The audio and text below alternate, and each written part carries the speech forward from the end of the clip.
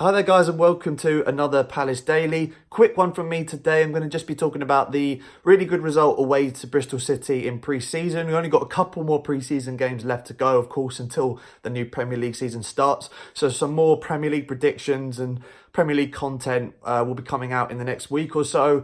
We'll be going out on holiday in about a week too, so there will be some, obviously, videos abroad, but all that stuff will come in good time. First of all, again, thanks again for all your support on the previous videos and uploads. Really, really good to read through your comments and your opinions on transfers, pre-season, Roy, everything to do with the squad and the club at the moment. Really great to see. So thank you guys so much for that. Getting into today's video, as I said, I want to talk about the pre-season so far. Specifically this game that we just played against Bristol City, and also talk a bit about Roy and his comments that he made after that game, and again just touch on your thoughts on the transfer situation, how that's changed, the developments with Wilfried Zaha, all that sort of stuff. First of all, the game, again, as I've with all the pre-season games, I didn't watch it because I'm refusing to pay for a membership to watch pre-season games. I'm sorry. So, some of you may think that I should really be doing that as a loyal fan, but at the end of the day, I don't think it's right to charge the fans that money to watch pre-season games, especially when the club, for a number of pre-seasons now, haven't been doing that.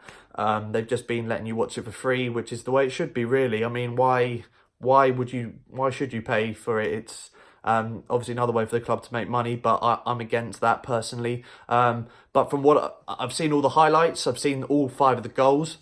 The thing I was most impressed about is, of course, it was pretty much the full strength team that we had available to us.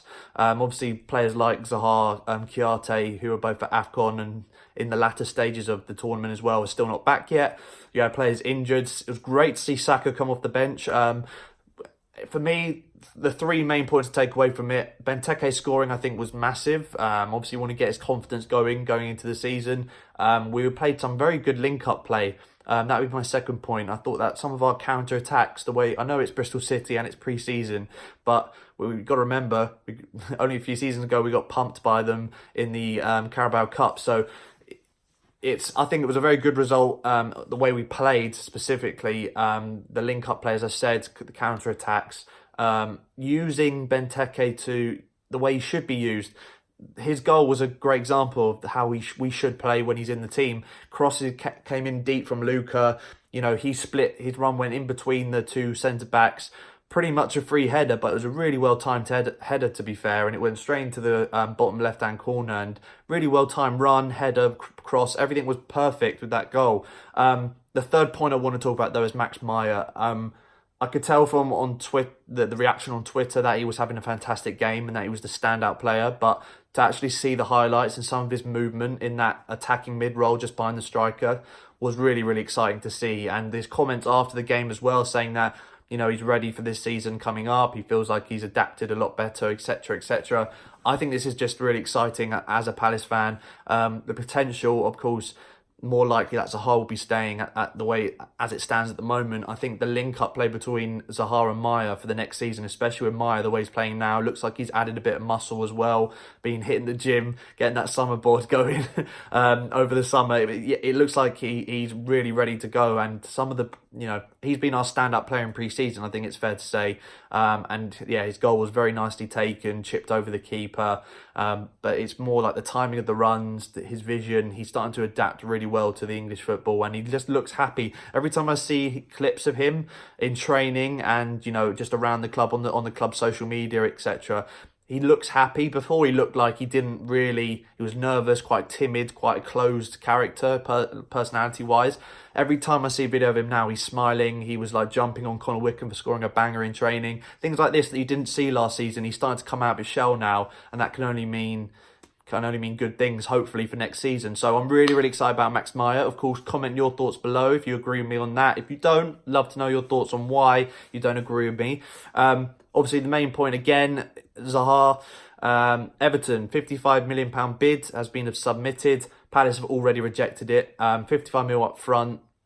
Apparently, that is, well, if you're going off of what Arsenal did, it's about 3 or 5 to 5 odd million more than Arsenal's bid, and that was turned down ASAP. So I don't think that Everton will go in with another bid. If I'm honest, I think they'll look at another target, because I honestly don't think that they're going to be paying that sort of money for Zaha. Arsenal, of course, that whole Pepe transfer dealing and everything like that, 70 odd million, shows that they had the money to spend. They just didn't want to put it on Zaha. They wanted to put it on someone more proven. But in my opinion, they put it on someone less proven in Pepe. I know he had a fantastic season last season, but, you know, transitioning into the Premier League, I know it's on Palace's level, but you can see with Max Meyer how hard it can be for some top players in other European leagues to adjust and transition into this league. Falcao's a good example, you know, so it's a very big gamble for Arsenal, especially with someone who hasn't had a long history of successful seasons. He's had one standout season last season with Lille. But all good news for us with Zaha. Now, obviously, Roy's said that Parish is dealing with the whole Zaha situation. Parish is still out on holiday, but he's had discussions with Wilf and his agent, of course. So hopefully, though, they're good discussions, and the discussions, Parish, I think that is a very much a strong suit, is player negotiations. I think talking to the squad and like dealing with contracts. I think that he has a very good relationship with the team and can, you know, we could see, you know, last summer with Wilf, how he managed to get him on a 5-year deal at that stage was unbelievable. So it shows that he has got a good connection with Zaha and a good understanding. So I think that will put us in good stead. I think that gives me confidence that we can sort this out. You know, any problems that Zaha may have, maybe he was a bit upset that a deal wasn't agreed with Arsenal. That could be the case. Again, I do not know, and I don't think that it's anyone really knows.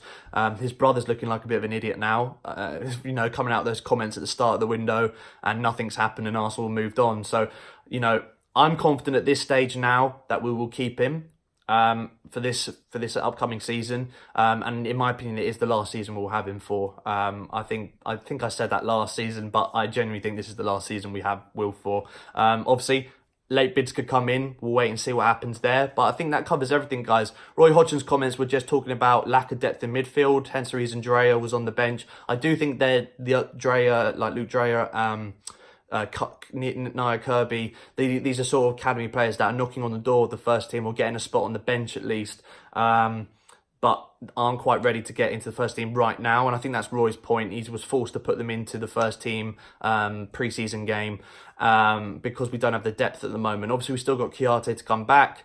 And when he does come back, I think that our squad depth will be all right in centre midfield. But I think Roy talking about centre midfield spot and being weak there was just another reason to, you know, get on Dougie Freeman's back and Steve Parish's back about let's get some signings in. Still need at least 2 more signings for me, striker and right back, and then hopefully, if we still got money to spend and still willing to go for it, a winger, backup winger, and another centre back. That would be my ideal window. Still got time, but not much time left. We do like to do things late, but you know, it's Crystal Palace at the end of the day. We don't do anything easy. But let me know your thoughts, guys.